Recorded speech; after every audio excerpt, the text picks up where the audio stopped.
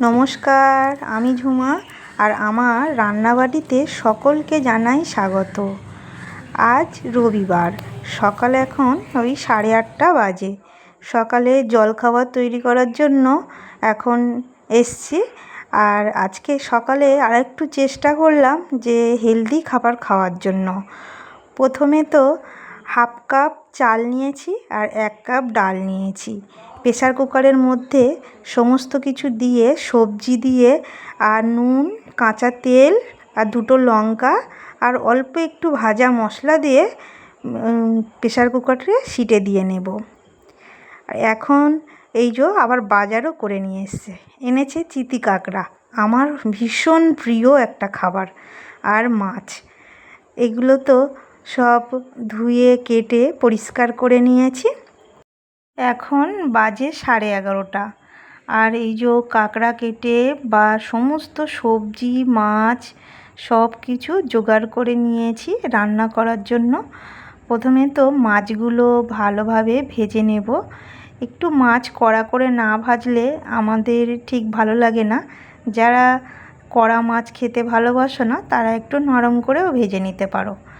এবার দেখো, পটল আর আলু ভাজতে শুরু করেছি। এবার করে নেব বাটনা। আমি তো শিলেই বেশিরভাগ বাটনা করে রান্না করি, আর যেদিন সময় থাকে না সেদিন একটু মিক্সিতে করে নিই। পটল আলুতে অল্প নুন আর হলুদ দিয়ে ভেজে তুলে নিলাম। এবার কাঁকড়াটাও নুন আর হলুদ দিয়ে ভালোভাবে ভেজে নেব। এই কাঁকড়া তো আমার ভীষণ প্রিয়। আমি এই কাঁকড়া খেতে ভীষণ ভালোবাসি, আর প্রত্যেক বছর এই সিজনের সময় কাঁকড়াগুলো বাজারে আসে।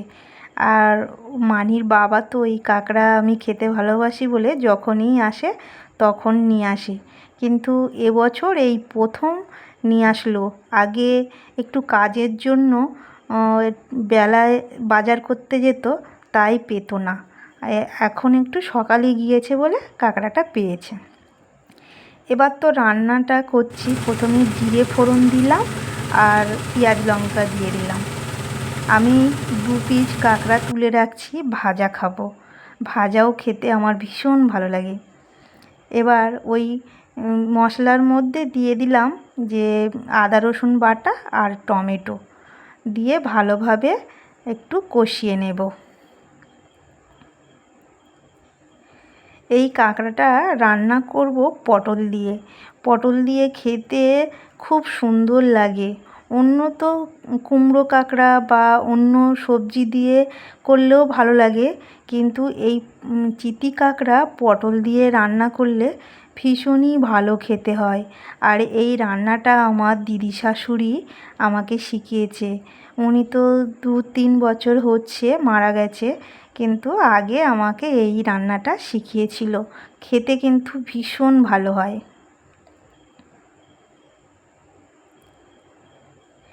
কষানো হয়ে গেছে, এবার পরিমাণ মতো জল দিয়ে দিলাম। আগে তো পটল আর আলু ভাজাই আছে, তাই গলে যেতে বেশি সময় লাগবে না। এবার একটু ভাজা মশলা আর অল্প একটু গরম মশলা দিয়ে এই যে পটল কাঁকড়া নামিয়ে নিয়েছি। তোমরা একদিন করে খেয়ে দেখবে, দারুণ হয়। আর খেয়ে আমাকে কমেন্ট করে অবশ্যই কিন্তু জানাতে হবে কেমন লাগলো। এবার ওই মাছ রান্না করব। মাছটা আমাকে বলেছিল কচু দিয়ে রান্না করতে, আর আমি বললাম যে না, এটা ভীষণ বড় মাছ, একটু মাছের ঝাল করি। এই যে পেঁয়াজ লঙ্কাটা ভেজে তার মধ্যে দিয়ে দিলাম টমেটো। এবার দিয়ে দিলাম আদা রসুন আর সামান্য একটু জল, কারণ এখন টমেটোগুলো গলতে চায় না।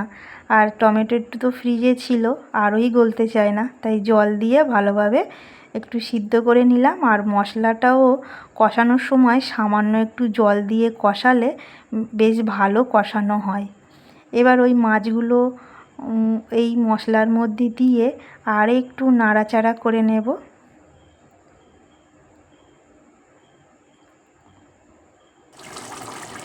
জল দিয়ে ফুটে উঠেছে, এবার একটু গরম মশলা দিয়ে নামিয়ে নিলাম।